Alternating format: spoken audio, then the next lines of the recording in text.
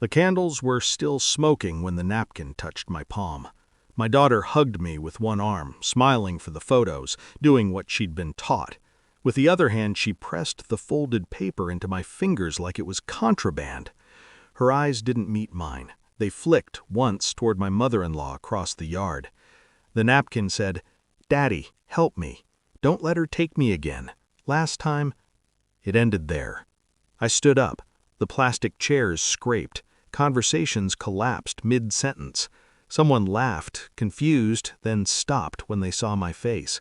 My mother-in-law's smile hardened, like ice forming too fast. That was the moment I knew the Summers weren't innocent. That was the moment I stopped being polite. I married into that family believing warmth could be loud. She was generous with gifts, generous with opinions, generous with control. When my wife died, she stepped closer, not to help, but to manage. Grief made me compliant. I told myself the lake house was a gift, fresh air, traditions.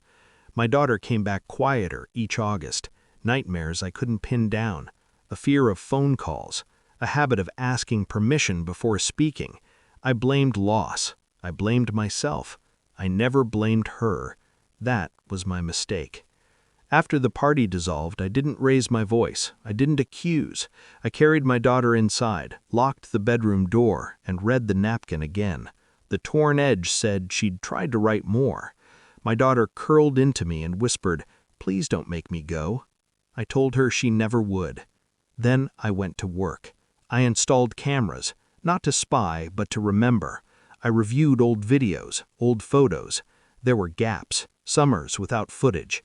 I hired a family law attorney who didn't ask me to calm down. I hired a forensic psychologist who knew how to listen without leading. I pulled phone records, emails, boarding passes. Patterns emerged: private tutors, discipline, isolation dressed as tradition.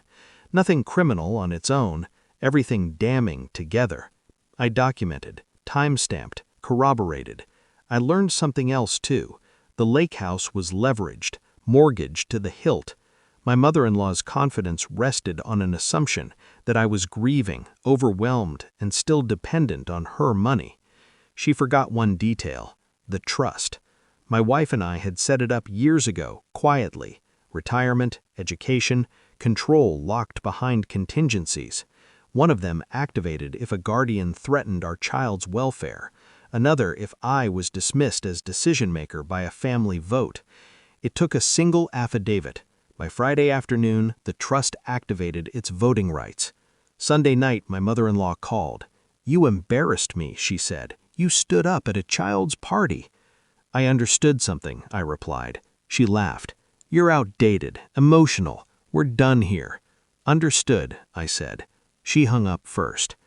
Monday morning, the board convened an emergency meeting, the family foundation, the accounts she used to posture, to control, to punish. I joined by video, calm, coffee untouched. The chair cleared his throat. "We have a procedural issue." My mother-in-law frowned. "Proceed.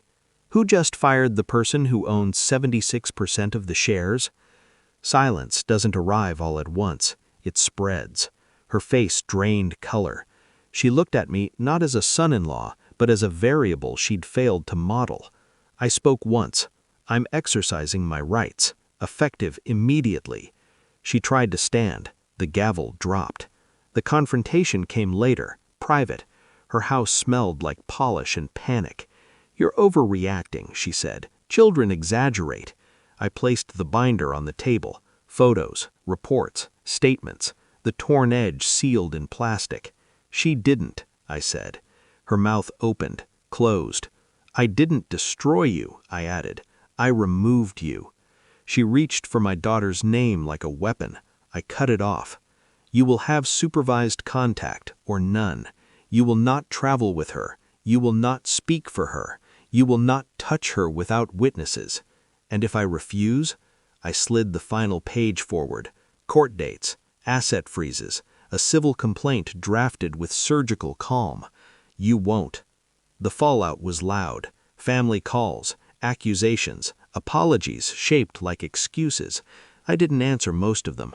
My daughter sleeps through the night now. She laughs without checking the room. She keeps napkins for drawing, not warnings. Sometimes I replay the moment I stood up at the party, the way the silence felt earned. Justice doesn't always look like rage. Sometimes it looks like preparation, like waiting, like a quiet understood that detonates days later. I didn't win by shouting. I won by listening. And I will never let her take my daughter again.